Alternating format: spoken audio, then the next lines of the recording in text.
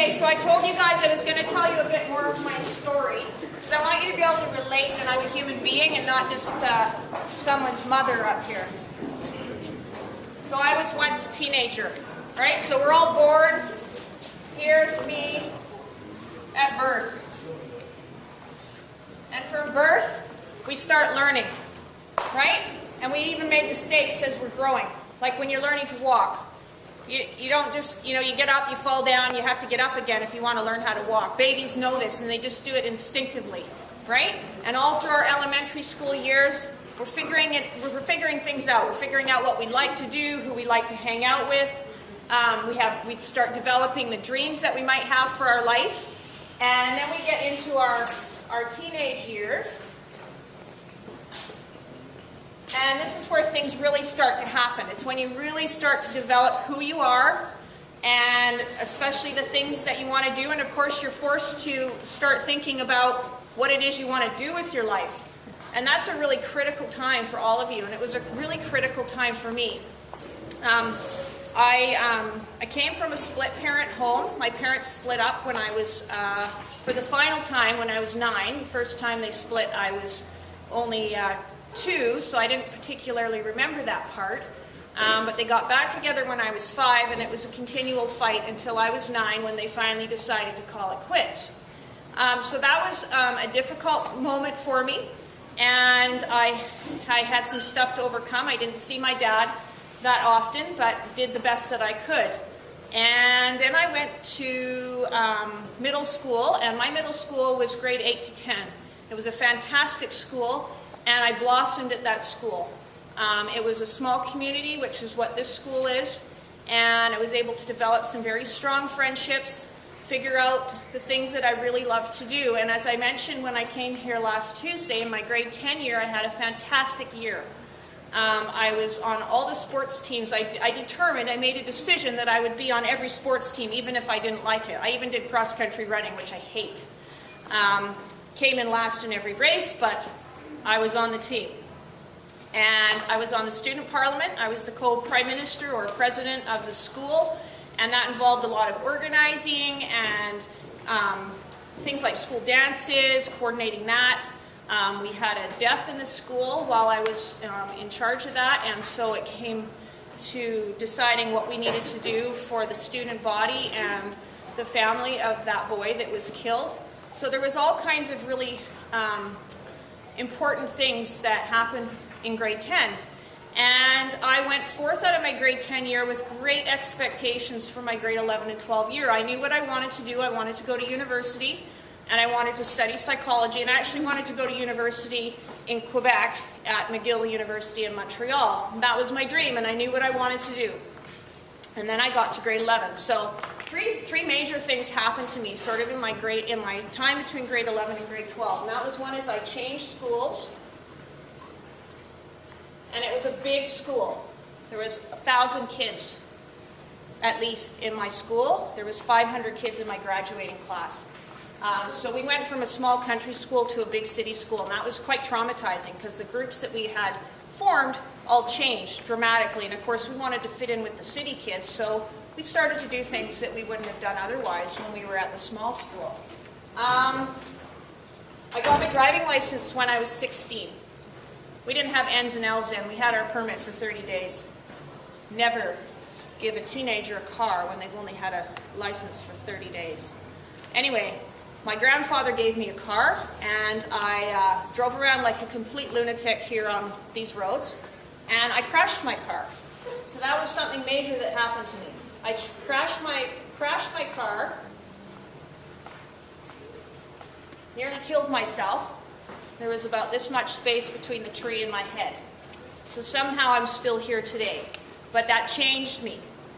That accident changed me because of the decision that led to that accident, because I was street racing with my friend.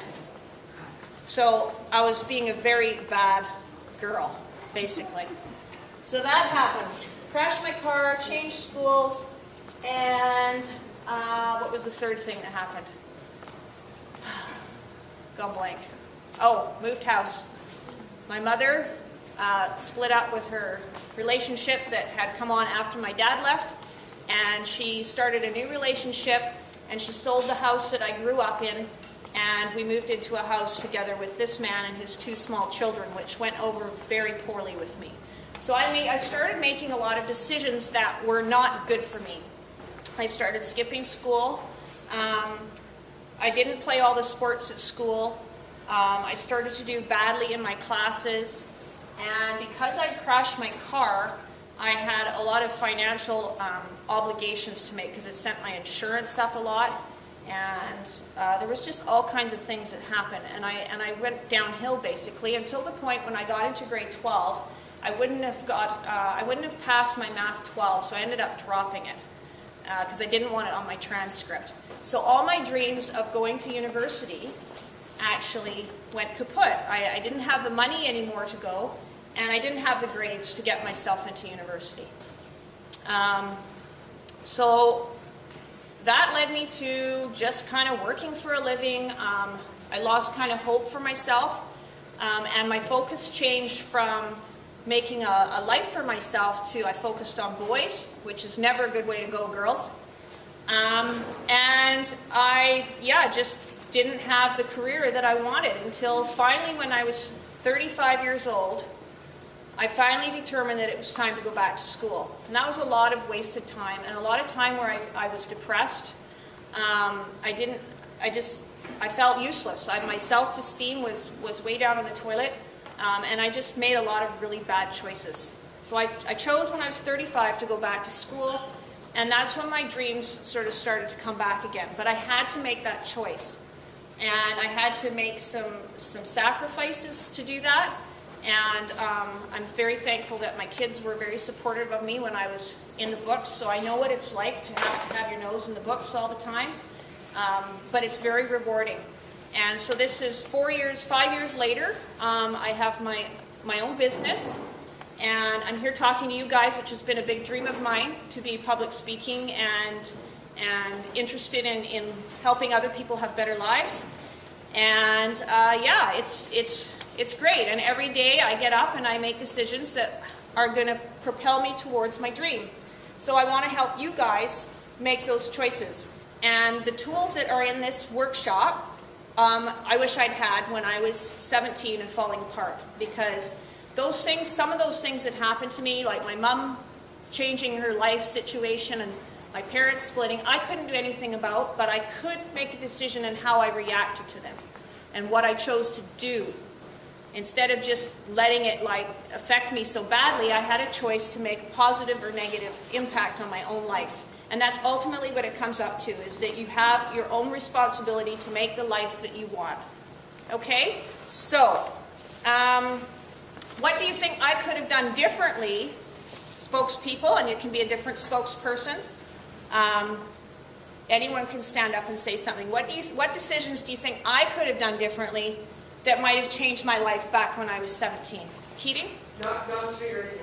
Not gone street racing. Yes, I don't recommend it. Not at all. But I was trying to prove something. So yes, I could have behaved better in my car. Adrian? Finish school. Well, I did finish grade 12, but I did not go to university as was my dream. But I could have got help, maybe. Right? Go ahead. I shouldn't have skipped school. Right. I could have participated fully in things. You should not forgotten your dreams. Forgotten my dreams. Right. So I think one of the things that impacted me on forgetting my dreams is that I didn't share my dreams with other people, and I didn't get their support. It's really important that if someone tells you their dream, that you support them in their dream as much as you can. Someone else had something here. Oh, you could have talked to your parents? Yeah, I could have talked to my parents. My relationship with my mother was extremely stressful, and I ended up moving out of my house when I was 17. Also not good when you're trying to finish school. Anybody else have anything that you think I might have done differently? Go ahead. Yeah, I could have done that. I could have been proactive in facilitating a positive relationship with my parents instead of the attitude that I gave them. Go ahead. Found support within the community. Yeah, I could have, and the support was there. There is always support at your schools to help you develop your dream. The teachers are here to help you, and your parents are too. Okay. So ultimately, I was responsible for my choices though. And it's never too late to undo. Go ahead. Were you going to say something? No, you're just like moving your head. All right. Yeah, it's never too late to turn around. If you think your life has got so messed up that you don't know what to do, it's never too late to make a decision, to change it, and create what you want to have happen. All right. So, the slight edge. Is slight a big thing or a small thing? Small. A small thing. Little things that matter, right? I made little choices, like the night I went street racing. That was just a little choice. Oh, I'm going to have some fun here. I'm going to speed and race down the road. It was a little decision, but it changed so many things about my life, and it could have ended my life in just moments. So the slight edge is, again, the power of making positive or negative choices. And those little choices that we make each day compound over time. Does anyone know what compounding is? Add upon each other. It kind of, yeah, like if we deposit money in the bank and we put 10 bucks in 20 years, it grows to some astronomical amount just by compound interest, right? So compounding means they have an impact on us, even though we think it's nothing, right? 10 bucks, nothing, but it can turn into $1 million, right? So one little action can be nothing, but it can turn into a whole life event. So positive choices and negative choices. What kind of things could be positive choices for you guys as students here? What could be positive choices? If you're faced with doing something like this, what would be a positive choice? Coming or going? Not coming. Right? Coming. And participating, right? And all of you giving me answers. That's awesome. That's a choice. It's a little thing that matters. And negative choices can happen maybe when we're dealing with our parents and they ask us to do something and we just tell them basically, no thanks, I'm really not interested in that. Believe it or not, that can have an impact on your life in the future because your parents are there to help you grow and become the full person that they want you to become. So basically now, again, I want you to take a couple minutes, maybe in groups of 3, someone so that you can feel you trust them. Break into groups of 3 and just say very quickly to those 3 people, these people you're going to be accountable to, I want you to say your dream. Just a dream. It doesn't have to be like your big life dream, but just a small dream that you have for your life. Okay? A couple minutes.